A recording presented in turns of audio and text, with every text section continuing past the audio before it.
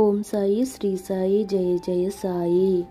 ఈరోజు మనం సాయిబాబా గారి లీలామృతం కోసం తెలుసుకుందామండి.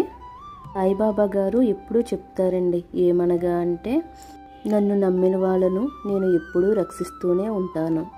ఆ మాటకు ఉదాహరణ ఈరోజు మనం తెలుసుకుందామండి.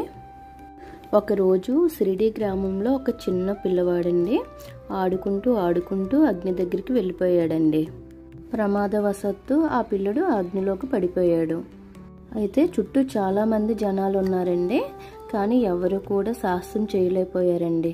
భయంతో అలా చూస్తూనే నిల్చో ఉండిపోయారు. అప్పుడు బాబా గారు అక్కడికి వచ్చి చాలా ప్రశాంతంగా ఉండి ఒక మాట చెప్పారండి.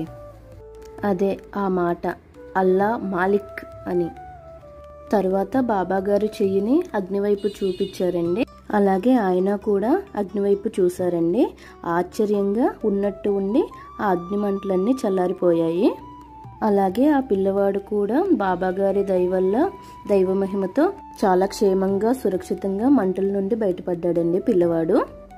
అక్కడున్న భక్తులందరూ ఆశ్చర్యంతో చూస్తూ ఉండిపోయారు. అలాగానే ఇదే మనకు బాబా కృపకు నిదర్శనమండి. ఈ లీల మనకు చెప్పే సందేశం ఏమనగా అంటే, భక్తితో ప్రార్థిస్తే బాబా గారు తప్పక సహాయం చేస్తారండి. నా వీడియో నచ్చినట్టయితే లైక్ చేయండి, షేర్ చేయండి, సబ్స్క్రైబ్ చేసుకోండి. థ్యాంక్ యూ ఫర్ వాచింగ్ అండి.